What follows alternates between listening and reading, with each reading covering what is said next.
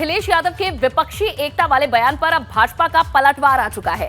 Deputy CM Keshav Prasad Maurya ने अखिलेश पर tweet कर हमला बोला है। अखिलेश यादव ने विपक्षी एकता का एक बार फिर से आह्वान किया था और अब इस पर डिप्टी सीएम केशव प्रसाद मौर्य ने हमला बोला है। उन्होंने ट्वीट कर हमला बोला है, कहा है कि मोदी फ्रंट के सामने कोई थर्ड फ्रंट नहीं है। ये उनका ट्वीट है। केशव प्रसाद मौर्य ने ट्वीट कर कहा कि मोदी फ्रंट के सामने न कोई थर्ड फ्रंट और न ही कोई मेन फ्रंट। श्री नीतीश कुमार जी बेवजह थर्ड फ्रंट और मेन फ्रंट के बीच झूलते रहते हैं। केशव प्रसाद मौर्य ने अखिलेश यादव के एक बार फिर से विपक्षी एकता के आह्वान पर यह तंज कसा है। उधर सपा अध्यक्ष अखिलेश यादव ने बड़ा बयान दिया। अखिलेश यादव ने कहा था कि विपक्ष को एक मंच पर आना होगा। CM Mamata Banerjee, CM KCR, CM Nitish Kumar सब मिलकर प्रयास कर रहे हैं कि विकल्प बनाने की कोशिश हो। ये सभी की कोशिश है। अखिलेश यादव का ये बयान था जिस पर डिप्टी सीएम केशव प्रसाद मौर्य का आपने पलटवार भी देखा। अखिलेश यादव ने कहा था कि आगामी चुनावों के लिए यानी 2024 के लिए एक बार फिर से विपक्षी एकता होनी चाहिए और उसमें अलग अलग राज्यों के मुख्यमंत्रियों के एक साथ आने पर उन्होंने बात कही थी। देखिए, जो एक्सरसाइज लगातार चल रही है, कभी आपने बहुत दिनों से देखा होगा आदरणीय ममता जी, केसीआर साहब, मुख्यमंत्री नीतीश कुमार जी, लगातार ये प्रयास हो रहा है कि एक अल्टरनेट बने और इसलिए बनना चाहिए कि आज महंगाई चरम सीमा पर है, बेरोजगारी चरम सीमा पर है। बाबा साहब भीमराव अम्बेडकर जी ने जो सपना दिखाया था, जो अधिकार दिए थे, वो अधिकार धीरे धीरे छीने जा रहे हैं। समाजवाद का नारा देना, राम राज्य की बात करना। बड़ी खबर आपको दे दे, अफगानिस्तान के काबुल में एक आत्मघाती हमला हुआ है। हमलावरों ने चाइनीज होटल में घुसकर फायरिंग की है। अफगानिस्तान की राजधानी में फिदायीन हमला हुआ है। इस वक्त की ये बड़ी खबर और तस्वीरें। अफगानिस्तान में सुसाइड अटैक से हड़कंप मचा है। चाइनीज होटल में हमलावरों ने एक ग्रुप मौजूद है और वहां अंधाधुंध फायरिंग की गई है। ये तस्वीरें भी आपको दिखा रहे हैं। अफगानिस्तान के काबुल की ये तस्वीरें हैं जहां आत्मघाती हमला हुआ है और हमलावरों ने चाइनीज होटल में घुसकर ताबड़तोड़ फायरिंग की है। अफगानिस्तान की राजधानी में ये फिदायीन हमला हुआ है। अफगानिस्तान में सुसाइड अटैक से हड़कंप मचा है। चाइनीज होटल में हमलावरों का एक ग्रुप मौजूद है और खबर है कि वहां अंधाधुंध फायरिंग की गई है। हालांकि इसमें कितने लोग घायल हुए हैं, कितना नुकसान हुआ है, इसकी अभी कोई जानकारी नहीं है। लेकिन ये तस्वीरें अफगानिस्तान से, जहां एक चाइनीज होटल में एक ग्रुप घुसा है हमलावरों का, जिन्होंने फायरिंग वहां की है। कुछ आवाजें सुनी जा सकती है और आप देख सकते हैं आत्मघाती हमला हुआ है जिससे उठता धुआं, आग लगी है। आत्मघाती हमले के बाद फिलहाल यहां सेना मौजूद है, पुलिस भी आसपास मौजूद है। अफगानिस्तान के काबुल की ये तस्वीरें आप देख रहे हैं जहां एक आत्मघाती हमला हुआ है और हमलावरों ने चाइनीज होटल में घुसकर फायरिंग भी की है। अभी भी इस होटल के अंदर एक ग्रुप हमलावरों का मौजूद है। अफगानिस्तान में सुसाइड अटैक से हड़कंप मच गया है। ये तस्वीरें अफगानिस्तान की आप देख रहे हैं जहां काबुल में ये आत्मघाती हमला हुआ है।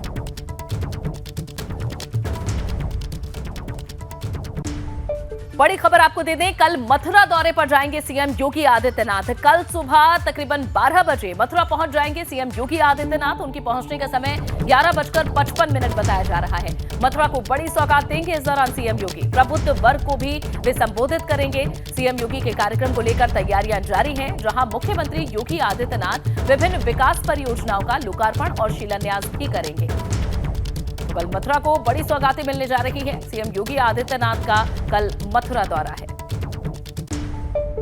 बड़ी खबर दिल्ली से आपको दे दें, जहां यूपी सरकार को सुप्रीम कोर्ट से बड़ी राहत मिली है। यूपी गैंगस्टर एक्ट के खिलाफ जहां याचिका खारिज कर दी गई है, सुप्रीम कोर्ट ने याचिका को खारिज कर दिया है। याचिका दाखिल करने का कोई औचित्य नहीं है, ये सुप्रीम कोर्ट ने कहा है। इस वक्त ये बड़ी खबर, यूपी सरकार को सुप्रीम कोर्ट से बड़ी राहत मिली है। उत्तर प्रदेश के गैंगस्टर एक्ट 1986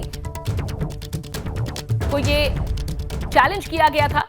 इसकी संवैधानिक वैधता को सुप्रीम कोर्ट से चुनौती का यह मामला है, जिसमें सुप्रीम कोर्ट ने याचिकाकर्ता से कहा है कि आपका मामले में याचिका दाखिल करने का कोई औचित्य नहीं है। सुप्रीम कोर्ट ने कहा है कि अगर कोई अगर किसी को इस एक्ट से दिक्कत है तो वो उचित फोरम पर अपनी बात रख सकता है। सुप्रीम कोर्ट से याचिकाकर्ता ने अब अपनी याचिका को वापस ले लिया है। याचिका में दावा किया गया था कि पुलिस द्वारा गैंगस्टर अधिनियम का दुरुपयोग किया जा रहा है। याचिका में कहा गया कि गैंगस्टर अधिनियम और नियम आरोपी व्यक्तियों का कोई भेदभाव नहीं करता। याचिका में एक केस होने पर गैंगस्टर एक्ट के तहत एफआईआर दर्ज करने की वैधता को भी चुनौती दी गई थी। याचिका में आरोपी की 60 दिन की पुलिस रिमांड देने के प्रावधान को भी चुनौती दी गई थी, लेकिन फिलहाल ये चुनौती देने वाली याचिका सुप्रीम कोर्ट से खारिज हो चुकी है, जिससे यूपी सरकार के लिए एक राहत के तौर पर इसे देखा जा रहा है। सुप्रीम कोर्ट ने इस याचिका को जो दाखिल की गई थी याचिका उसे खारिज करते हुए कहा कि इसमें कोई औचित्य नहीं है इस याचिका का।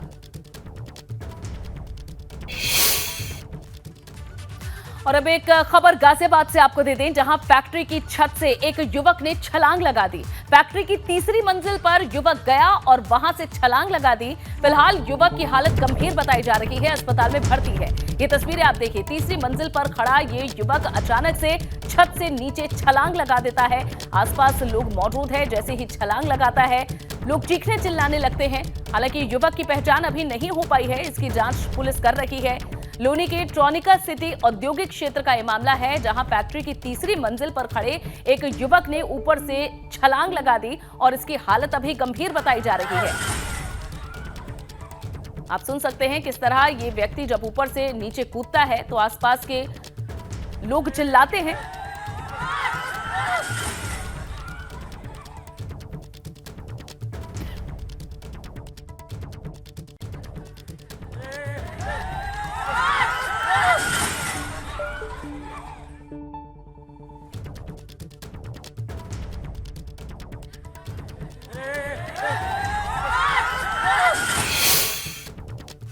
और वहीं गाजियाबाद से भी एक और खबर आपको दे दें, जहां बेखौफ बदमाशों के हौसले बुलंद है। लोनी इलाके में महिला से दिन दहाड़े लूट की वारदात की गई। पिस्टल दिखाकर धूप में बैठी महिला से लूट की वारदात को अंजाम दिया गया है।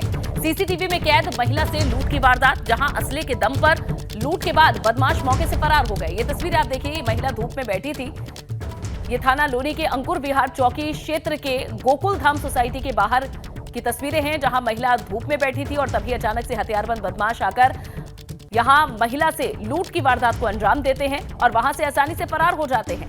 दिन दहाड़े बदमाशों ने हथियारों के बल पर घर के बाहर बैठी हुई महिला से इस लूट की वारदात को अंजाम दिया है। देखिए किस तरह से महिला भी अपना पीछा छुड़ाने के लिए पहले पीछे हटती है, लेकिन ये बदमाश उसके पास जाते हैं और लूट कर वहां से भाग निकलते हैं। महिला के साथ लूट की घटना अब सीसीटीवी में कैद हो गई है। आप साफ तौर पर देख पा रहे हैं किस तरह बदमाश ने पिस्तौल नुमा हथियार दिखाकर महिला को लूट लिया। दिन दहाड़े इस घटना से अब हड़कंप है। और अब एक हादसे की खबर ललितपुर से, जहां तेज रफ्तार के चलते एक हादसा हुआ है। खंबे से तेज रफ्तार कार टकरा गई। हादसे में एक व्यक्ति की मौत की खबर है, जबकि दूसरे की हालत नाजुक है। घायल को अस्पताल में अब भर्ती कराया गया है। सीएचसी तालबेहट में फिलहाल व्यक्ति को भर्ती कराया गया है। ये तस्वीरें आप देख सकते हैं, किस कदर वाहन की रफ्तार रही होगी, इसका अंदाजा जो क्षति हुई है वाहन को उससे लगाया जा सकता है। एक व्यक्ति की मौत हो चुकी है, जबकि दूसरे की हालत नाजुक बताई जा रही है। अस्पताल में भर्ती है। तालबेहट अंतर्गत NH 44 टेकरी के पास यह हादसा हुआ है, जहां तेज रफ्तार कार खंबे से टकरा गई। इस कार के अंदर 2 लोग मौजूद थे, एक की जान जा चुकी है जबकि दूसरे की हालत गंभीर है।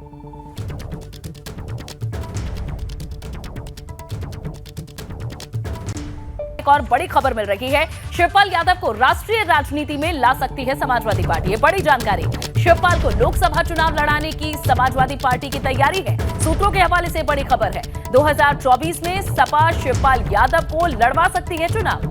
सूत्रों के हवाले से ये अहम खबर, जहां इटावा या फिर फिरोजाबाद से शिवपाल यादव हो सकते हैं समाजवादी पार्टी के लोकसभा उम्मीदवार।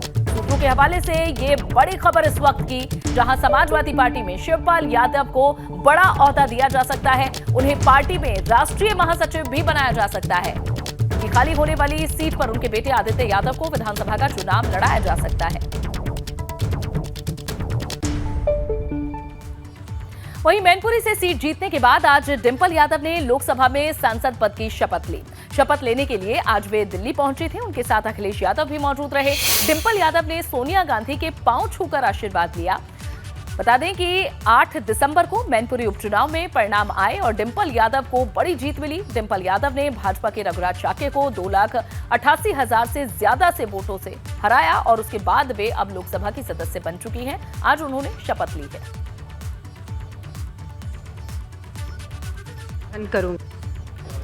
आने वाले समय में आप देखेंगे कि समाजवादी पार्टी इश्यूज उठाएगी और बहुत दिक्कतें हैं ग्राउंड लेवल में, जहां महंगाई की बहुत बड़ी दिक्कत है, जहां महिला सुरक्षा की बड़ी दिक्कत है उत्तर प्रदेश में, तो और जहां युवाओं के रोजगार की और नौकरियों की दिक्कत है। तो आप देखेंगे आने समय में समाजवादी पार्टी सभी इश्यूज उठाएगी। और अब खबर ग्रेटर नोएडा से, जहां धर्म और नाम छिपाकर शादी करने वाले व्यक्ति को गिरफ्तार कर लिया गया है। पुलिस ने आरोपी को शादी से एक दिन पहले गिरफ्तार किया है। प्रेमिका ने इसके खिलाफ केस दर्ज कराया था। आशीष बनकर युवती को धोखा दे रहा था हसीन सैफी नाम का व्यक्ति, और धोखाधड़ी का ये मामला है जिसमें पुलिस ने अब इसे गिरफ्तार कर लिया है। अपना धर्म और नाम छिपाकर शादी करने की जुगत में था, लेकिन इससे पहले ही लड़की को अंदेशा हुआ। उसने पुलिस को शिकायत दी और उसके बाद इस व्यक्ति को गिरफ्तार कर लिया गया है। इसने अपना नाम आशीष बताया था और असल में इसका नाम हसीन सैफी है। पुलिस फिलहाल इस व्यक्ति को गिरफ्तार कर पूछताछ कर रही है। धर्म और नाम छिपाकर शादी करने का प्रयास था इस व्यक्ति का। ग्रेटर नोएडा की ये खबर है, जहां पुलिस ने अब आरोपी को शादी से एक दिन पहले ही गिरफ्तार कर लिया है। और खबर अब कानपुर से, जहां ससुराल में विवाहिता का हाई वोल्टेज ड्रामा देखने को मिला। ससुराल के बाहर धरने पर एक विवाहिता बैठ गई। घर का गेट नहीं खोले जाने पर उसने हंगामा शुरू कर दिया। ससुराल वालों पर पिटाई के बाद घर से निकालने का आरोप ये महिला लगा रही है। ससुराल पक्ष के खिलाफ कोर्ट में इसका केस चल रहा है। कई महीनों से ससुराल नहीं आई थी विवाहिता, और जब ये पहुंची और परिवार के लोगों ने दरवाजा बंद कर लिया तो बाहर ही बैठकर इसने हंगामा शुरू कर दिया। कानपुर की ये तस्वीरें हैं। ससुराल में विवाहिता का ये हाई वोल्टेज ड्रामा काफी देर तक चलता रहा। इस महिला का आरोप है कि ससुराल वालों ने इसके साथ पिटाई की और देखिए, जब दरवाजा बंद था तो कैसे सीढ़ी लगाकर ये घर में घुसने का प्रयास कर रही थी। बताया जा रहा है कि मारपीट का इनका केस चल रहा है और इसी बीच ये महिला अपने ससुराल पहुंची थी, लेकिन परिवार वालों ने अंदर घुसने नहीं दिया। और कुशीनगर से भी एक बड़ी खबर देते हैं, जहां स्वास्थ्य विभाग की बड़ी लापरवाही देखने को मिली। यहां हादसे में घायल मरीज को घंटों तक एम्बुलेंस नहीं मिली। एम्बुलेंस के इंतजार में एक घायल युवती तड़पती रही। ट्रेन से उतरते वक्त घायल हो गई थी युवती। स्वास्थ्य विभाग की लापरवाही से अब लोगों में नाराजगी देखने को मिली है। तुरकहा सामुदायिक स्वास्थ्य केंद्र का यह मामला है, जहां घायल पड़ी रही है युवती, लेकिन इसे इलाज नहीं मिला क्योंकि एम्बुलेंस की व्यवस्था नहीं थी और घंटों तक ये यूं ही तड़पती रही। ट्रेन से उतरते वक्त युवती हादसे का शिकार हो गई थी, घायल हो गई थी, लेकिन स्वास्थ्य विभाग की इस लापरवाही से अब लोगों में रोष है। और अब खबर लखीमपुर खीरी से मिल रही है, जहां घटिया सड़क निर्माण का एक और वीडियो सामने आया है। लोगों का हाथ से सड़क उखाड़ने का वायरल वीडियो हुआ है, जहां अलीगंज वसलीपुर मार्ग का ये वीडियो बताया जा रहा है। सड़क निर्माण में घटिया सामग्री का उपयोग किया गया। एबीपी गंगा हालांकि इस वायरल वीडियो की पुष्टि नहीं करता। प्रयोग किया गया सड़क में मटेरियल किस तरह हाथ से ही आसानी से उखड़ रहा है, ये इस तस्वीर में दिखाया गया है। हालांकि ऐसी एक और वीडियो लखीमपुर खीरी से भी पहले सामने आ चुकी है, जहां घटिया क्वालिटी का सामान इस्तेमाल किया गया सड़क बनाने में और लोग उसे हाथ से ही उखाड़ पा रहे थे। एबीपी गंगा इस वायरल वीडियो की तस्दीक नहीं करता है, इसकी पुष्टि नहीं करता है। ये वीडियो वायरल हो रहा है। अलीगंज वसलीपुर मार्ग का ये वीडियो बताया जा रहा है, जिसमें कुछ लोग हाथ से ही सड़क को उखाड़ते हुए नजर आ रहे हैं और इसकी जो मजबूती है उस पर अब सवाल उठाए जा रहे हैं। हाल ही में सड़क बनी है और किस तरह सिर्फ खाना पूर्ति के लिए इस सड़क का निर्माण किया गया है, ये इस वीडियो से समझा जा सकता है।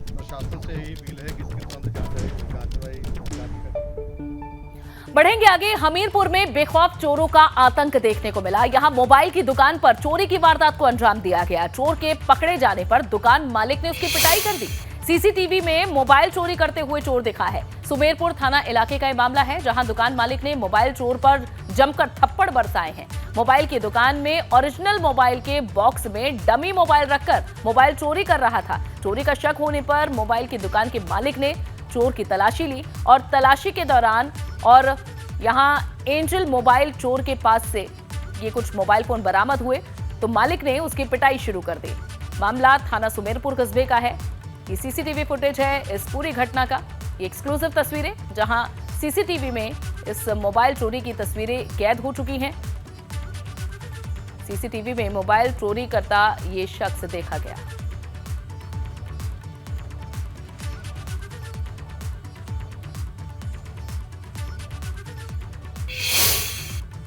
उधर प्रगतिशील समाजवादी पार्टी का समाजवादी पार्टी में विलय हो चुका है और ऐसे में लाल झंडे के नीचे प्रसपा के सभी कार्यकर्ता और पदाधिकारी आ चुके हैं। एक तरफ आज आगरा में प्रसपा के कार्यकर्ताओं ने लाल टोपी पहनकर समाजवादी पार्टी में अपने दल के विलय होने का संकेत दिया, तो वहीं प्रगतिशील समाजवादी पार्टी लोहिया वाहिनी ने अब प्रदेश अध्यक्ष इनके नितिन कोहली ने कार्यालय के अंदर माहौल उनका बदला हुआ नजर आया।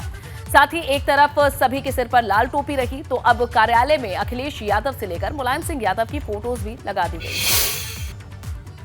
चाचा शिवपाल द्वारा अपनी पार्टी प्रसपा का समाजवादी पार्टी में विलय करने के बाद उनके जो समर्थक हैं, उनके जो पदाधिकारी हैं, वो भी अब लाल झंडे के नीचे आ गए हैं। और यही वजह है कि आगरा में प्रसपा के जो लोहिया वाहिनी के प्रदेश अध्यक्ष हैं नितिन कोहली और पूरी तरह से अब समाजवादी पार्टी को मजबूत बनाने में जुट गए हैं। और आज तमाम जो उनके समर्थक हैं, कार्यकर्ताओं को उन्होंने लाल टोपी भी पहनाई है। और मैं इसके साथ ही तस्वीरों के जरिए ये भी दिखाना चाहता हूँ कि उनके जो ऑफिस में एक समय तक अखिलेश जी का जो फ़ोटो नज़र नहीं आता था, आज फ़ोटो भी लगाया जा रहा है। तो आप समझ सकते हैं किस तरह से ये जो मैनपुरी लोकसभा जो उपचुनाव हुआ है, इसके बाद जिस तरह से राजनीति बदली है, बड़े अंतर से डिम्पल यादव ने मैनपुरी लोकसभा उपचुनाव जीता है, उसके बाद उत्तर प्रदेश की जो सियासत है वो नई कहानियां लिख रही है। उसी क्रम में देखिए अब अखिलेश यादव और मुख्यमंत्री उत्तर प्रदेश, हालांकि वो एक्स-सीएम है, वो जो फोटो है, बड़ा फोटो फ्रेम वो यहाँ लगाया जा रहा है। इसके साथ ही देखिए एक फ़ोटो जो माननीय मुलायम सिंह यादव राष्ट्रीय अध्यक्ष समाजवादी पार्टी, हालांकि ये पुराना डिटेलिंग है, लेकिन वो जो फोटोग्राफ है वो भी अब इस कार्यालय में लगाया जा रहा है।